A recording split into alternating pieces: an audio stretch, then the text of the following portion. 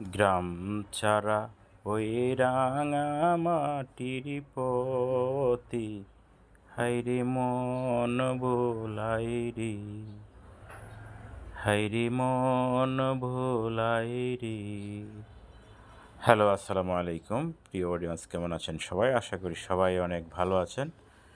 আমিও আলহামদুলিল্লাহ অনেক ভালো আছি। অনেক দিন পরে ট্রেনে জার্নি, যদিও আমরা অল্প পথের জার্নি করেছিলাম, তারপরে জার্নিটা ভীষণ ভালো লেগেছে। চিরচেনা মুখ, চিরচেনা রাস্তা, চিরচেনা রাস্তা ধরেই যাচ্ছিলাম। পাশের দৃশ্যগুলো দেখে ভীষণ ভালো লেগেছিল। দীর্ঘ প্রায় 6 বছর পরে আমি আজ ট্রেন যাত্রা করলাম। তো ভাবলাম যেতে যেতে আপনাদের সাথেও কিছু গল্প শেয়ার করি। কিশোরগঞ্জ থেকে গছিয়াটা পর্যন্ত আমি আমার আজকের এই ভিডিওর মাধ্যমে দেখাবো আপনাদেরকে। বাম পাশের যে দৃশ্যগুলো, এগুলি আমি আপনাদেরকে দেখাবো। আমাদের কৃষক ভাইয়েরা এবং আমাদের এই এলাকার যে মুরগির শেড এবং ফিশারি ব্যবসাটা, এগুলোকে আমি তুলে ধরার চেষ্টা করব আজকে। আমার যাত্রা শুরু হয়েছে কিশোরগঞ্জ থেকে। আমার যাওয়ার উদ্দেশ্য আজকে গছিয়াটা পর্যন্ত।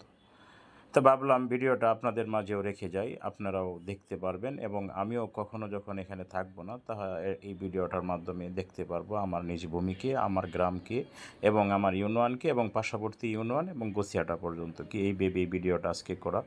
এবং ভিডিওর পার্শ্ববিক যে এরিয়াটা আছে, এইগুলোকে ফুটিয়ে তুলে আজকে মূল উদ্দেশ্য আমার এই পেজটিতে যারা এখনও ফলো দেননি, আশা করি এই ভিডিও দেখার পরে পেজটি ফলো করে দেবেন এবং ভিডিওটি কেমন লেগেছে আপনাদের কাছে অবশ্যই জানাতে ভুলবেন না। তো আজকের এই ভিডিওটি মূলত আমি ট্রেন থেকে করছিলাম।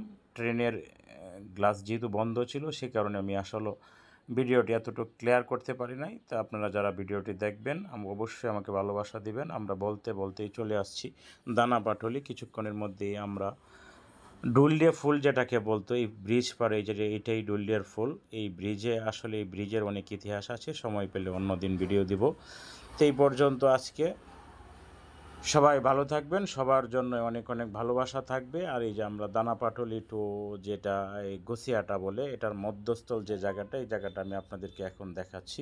কিছুক্ষণ পরে আপনারা দেখতে পারবেন দুলদিয়া বাজার, যেখানে আমরা শৈশবে কাঁচামাল বিক্রি করার জন্য এবং বিভিন্ন যন্ত্রপাতি কেনার জন্য আমাদের একমাত্র হাট ছিল এই গছিয়াটা বা এই দুলদিয়া বাজার।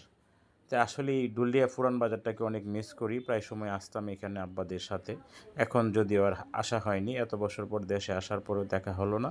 আর ফসলি জমিগুলিতে বেশিরভাগই এখন ফিশারিতে রূপ নিয়েছে, বেশিরভাগই ফিশারি এবং মুরগির শেড। যাই হোক, যারা যেভাবে ভালো থাকতে পারে সেটাই ভালো। সবাই ভালো থাকবেন, সবার জন্য অনেক অনেক দোয়া ভালোবাসা থাকবে। আর যারা আমার সাথে নতুন অবশ্যই যুক্ত হয়ে যাবেন সবাই। আর ভিডিওটি কেমন লেগেছে অবশ্যই জানাতে ভুলবেন না। সবাই অনেক ভালো থাকবেন।